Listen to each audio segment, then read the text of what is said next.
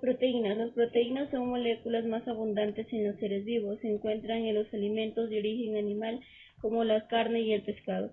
Sin embargo, hay algunos que también de origen vegetal. Estas están constituidas por aminoácidos y se unen entre sí mediante los enlaces péptidos. Cuando la cadena tiene más de 100 aminoácidos unidos entre sí, se les llama polipéptidos.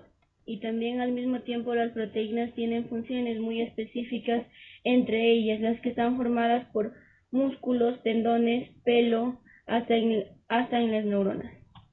Continuando con la exposición, tenemos a las proteínas estructurales con el nombre colágeno, elastina y queratina. Su función es en la contracción muscular y la elasticidad de la piel. Tenemos los catalizadoras con el nombre enzimas, función de acelerar o regular la velocidad de una reacción química, por ejemplo, en la digestión. Tenemos las hormonales con el nombre insulina y oxitocina. Su función es regular los niveles de azúcar en el caso de la insulina, y en la oxitocina es un causa de un neurotransmisor. La de defensas son nombres globulinas. Su función es las defensas del cuerpo. Las contráctiles con el nombre de actina y miosina es la función de contracción muscular. Las de transporte son la hemoglobina que producen los glóbulos rojos. La coagulación con el nombre de fibrina, su función es coagular los tejidos. Material de reserva con el nombre de albúmina, caseína. Su función es proporcionar energía y producción de masa muscular. Y la otra proteína en la división celular con el nombre de histonas.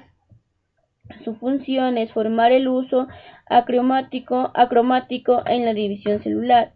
Y la otra es los neurotransmisores con el nombre encefalina y endorfina. Regulan los diversos procesos cerebrales. Transformación de las proteínas.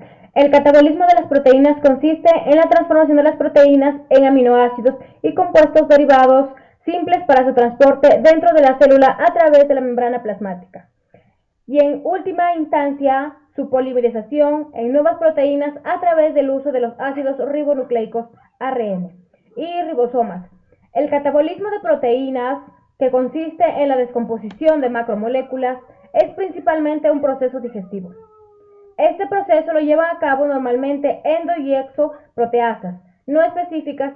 Sin embargo, se utilizan proteasas específicas para partir las proteínas para funciones reguladoras.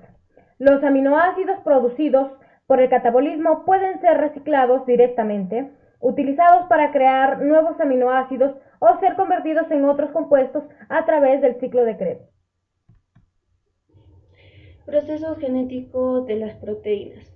La transcripción consiste en la síntesis de ácidos ribonucleicos, tomando como modelo lo que son los ácidos desoxirribonucleicos, y significa el paso de la información contenida en el ADN hacia el ARN. La transferencia de la información del ADN hacia el ARN se realiza siguiendo las reglas de complementariedad de las bases nitrogenadas y es semejante al proceso de transcripción de textos, por eso que se le llama así.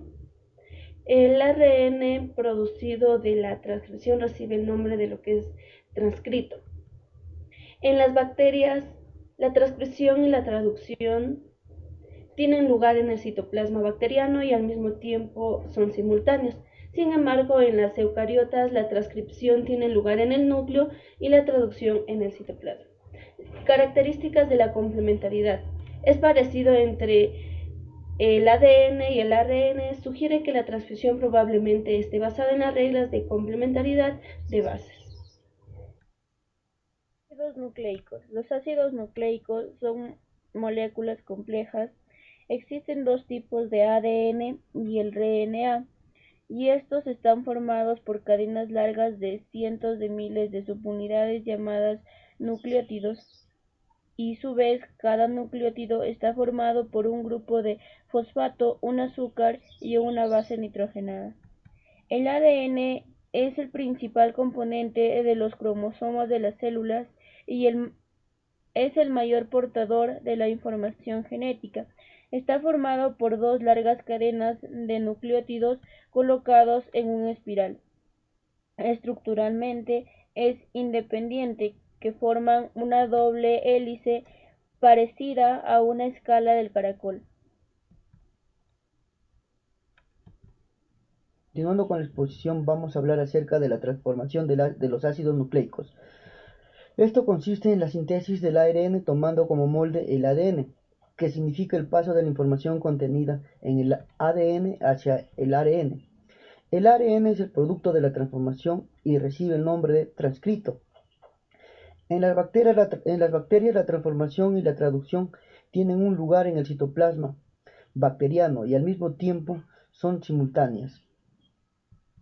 Continuando con la exposición, tenemos dos tipos de ácidos nucleicos: el ADN, que es el ácido desoxirribonucleico, y el ARN, que es el ácido ribonucleico. En el ADN, las moléculas depositorias de la información genética son estructuras filamentosas muy largas pero flexibles. Los cromosomas están formados por una sola ADN que contiene millones de nucleótidos. La secuencia de estos nucleótidos almacena toda la información genética del individuo en las células eucariotas. Se localiza básicamente en el núcleo. Su función es almacenar y transmite la información genética.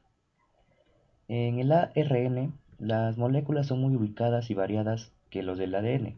Se encuentran tanto en el núcleo como en el citoplasma celular, existiendo moléculas de ARN que pueden ser diferenciadas por su localización, su tamaño, conformación. En su función, del ARN ejecuta las órdenes contenidas por el ADN. Se encarga de sintetizar proteínas. Conclusiones. Existe una correlación entre ambos mecanismos, lo que se expresa diciendo que ácidos nucleicos y proteínas son colineares.